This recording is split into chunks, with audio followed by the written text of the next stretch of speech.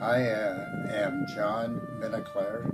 I was born in Duluth, Minnesota in 1921 and went through high school there, graduated from school in 1940, and also joined the Marine Corps in August of 1940. So as a private, I went through boot camp in San Diego. I left San Diego in July of 1941 and went to Hawaii.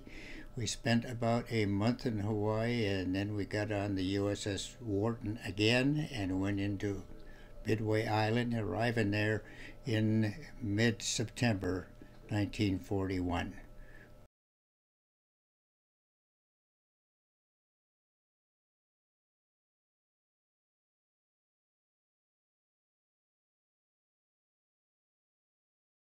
About that time, you could pick up at a very high altitude, and I can't really adjust that, how high, but I counted about 32 planes coming in at a high level bombing. So we could actually see the planes coming in.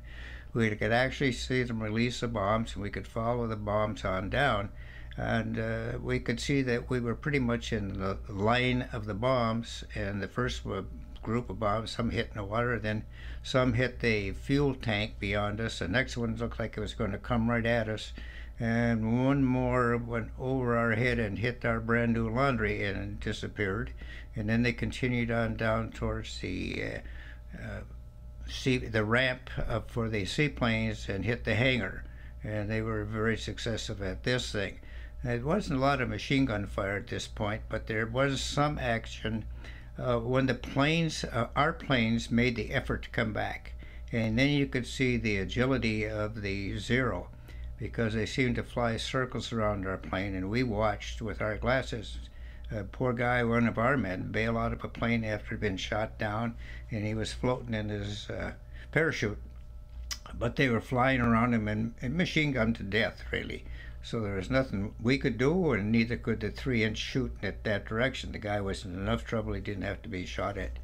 So we watched that for a while. When that was over with, well, of course, we had the smoke coming from the burning oil tank just beyond our area, which was a marker. Most of the pictures showing that the battle show the smoke coming up. And that was maybe about 2 or 3 blocks from our position.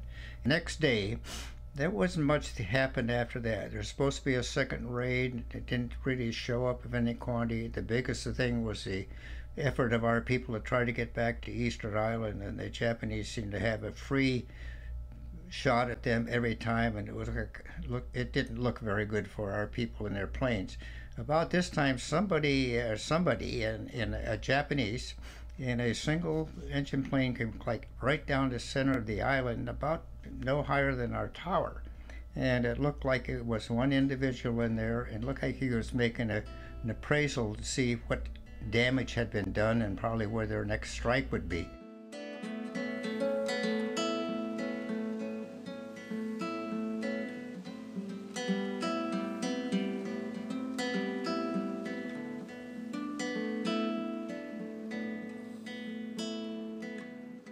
I think now that I know more about what happened at that battle and as the results, I think it is very important that the Fish and Wildlife Service, probably with the conjunction of the Navy, do whatever they can to elongate and instruct the public of how the battle went on, how the people were fortunate enough to have won the war, and how major that battle was. One of the biggest major battles actually in the